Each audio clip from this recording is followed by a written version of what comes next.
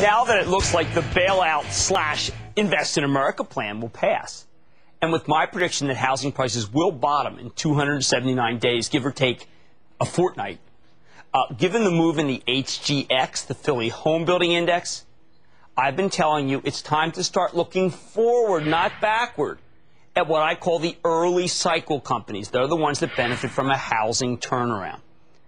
I'm only looking at the best ones, the ones I believe in, the best of breed.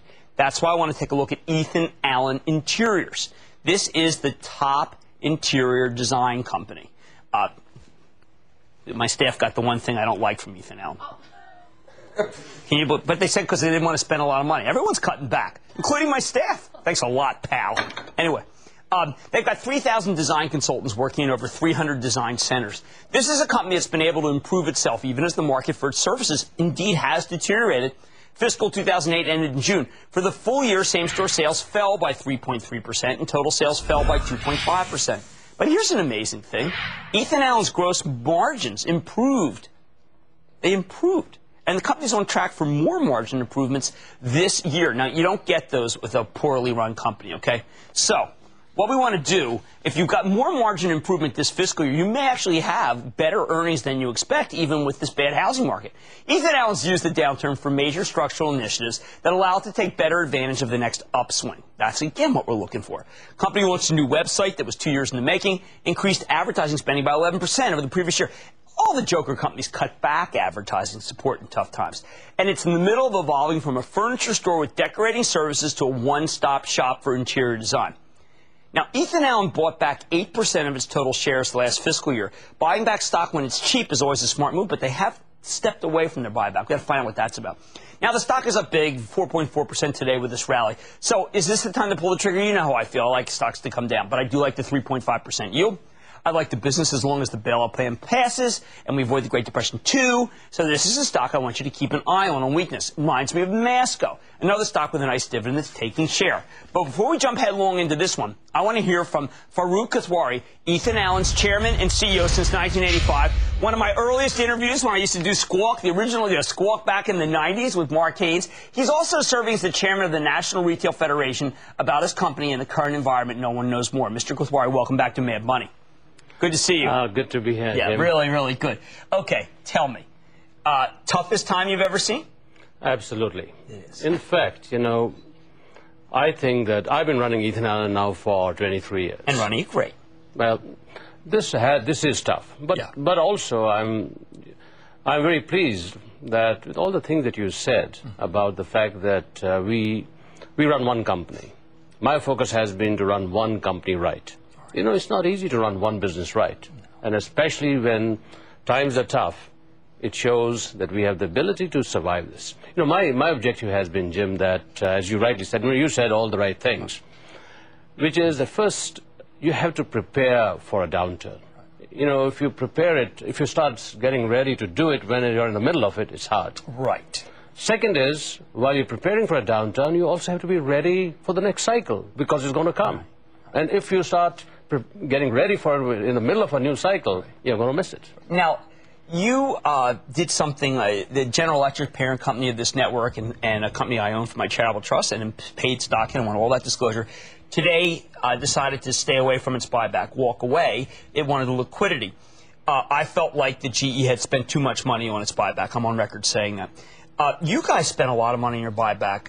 Is that a mistake versus building for the future? I think companies are starting to reconsider these buybacks.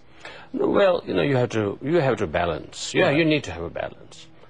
I've always felt that, you always got to have also cash. Right. We've got cash in the banks. In fact, the big worry now is we hope it's in the right banks. Right. And it's a big issue. Oh, that's a very big issue. And I want to talk to you about it. I've spent the last 2 days talking with our finance people. Where is our money? Is it safe? What do you have it in?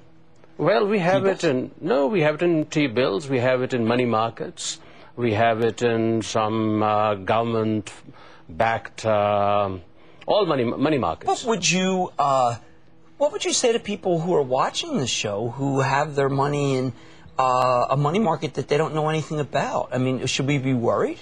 Well, we need to be worried because of the fact there's a sense of a crisis. Right. Even I had to say to our Chief Financial Officer yesterday and today to make sure this money that we have, which we have worked very hard to earn, that we don't lose it. Now, fortunately, we have the money in good banks. Right. And I also must give credit to your parent company that they provide us financing for our credit card. Right. And we are today, in fact, starting today, running a financing offer for consumers at 4.99%. Okay. On an installment for four-year installment. Is that to take share from other weaker competitors? Well, it's to take share, but also at this time to give consumers the ability to finance, because credit is drying up. Credit's impossible to get. Now, one of the things that I saw, and this is I'm trying to, because you're a seasoned player, I'm trying to get people to understand the ways of Wall Street. When your stock was at 25, it's up 4 points now, but it doesn't mean it can't give it back. Goldman Sachs said sell the stock. And Goldman Sachs, what they're looking at, obviously, is very near-term earnings. That's Wall Street research. They tend not to look at what companies are doing. In your experience in downturns, should we be focused on the forward earnings PE? Or because if we look at the current, it's very clear that you're expensive. But has that ever been the right way to judge a furniture and design company at what could be the bottom of the cycle? Absolutely not. You know, look at this. Right now, we are in a recession. Right. And what my focus has been, not to really look at what Wall Street is saying. Good. My focus is to make sure that we have security. My focus is to make sure that our good people stay with us. My focus is to make sure our people stay motivated. And in a tough environment, we have invested more on national advertising. Right. That's great that we you have not bumped cut that. back. Now, what it's going to do is going to have an impact on short-term earnings.